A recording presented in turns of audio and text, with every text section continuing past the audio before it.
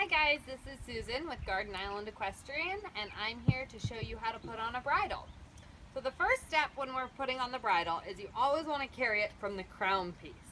We don't want to carry it from the brow band or from the nose band. We always want to carry it from the crown piece the same way that it would go on Cooper's head.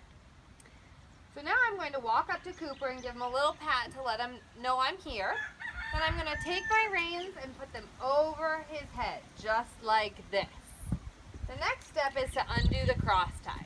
So I'm going to undo this clip and clip it back up, move around to the other side, unclip this one, and then clip it back.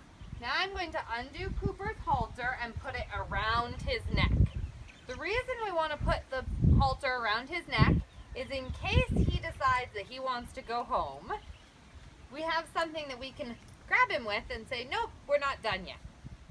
So now we're ready to put the bridle on. I'm going to take this nose band and bring it up here with the crown piece.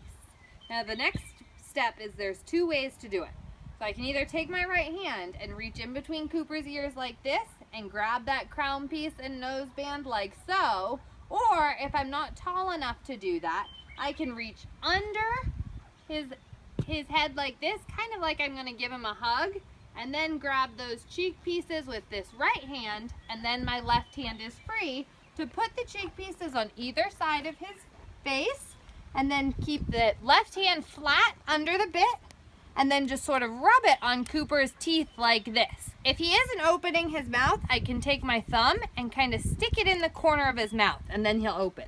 As soon as he opens his mouth, I pull up gently with my right hand. Now I'm going to take this crown piece, take my right hand, push his ear forward, and gently put that crown piece over his right ear, and then do the same on the right side. Now I'm going to take the hair in his mane and move it out of the way so that all of his hair lays flat on his bridle path like so. I'm now going to take his forelock out from under the brow band and then tuck the nose band in on either side of his cheek pieces, underneath. You always want the nose band to go underneath his cheek pieces. I now want to make sure that there's nothing in Cooper's eyes, the throat latch or the nose band, nothing's where it shouldn't be, and that everything looks straight from the front. I don't want my nose band to be crooked like so, so I'm just going to pull it and make sure that it's nice and straight on his face. Now I'll come on over to the left side and buckle my nose band. So I'm going to buckle the nose band so that it's tight enough so that two fingers can go flat under the nose band and lay flat on his cheek, like so. Now I'm going to take the end of the buckle and put it through all of the keepers so that everything's tucked in. Now I'm going to do his throat latch. I'm going to reach under his throat like this, grab the throat latch, make sure that it's flat and not twisted, and then I'm going to buckle it back here. And again, just like we did with the nose band, we'll measure. So for the throat latch, we want it to be 4 fingers sideways on his cheek like this.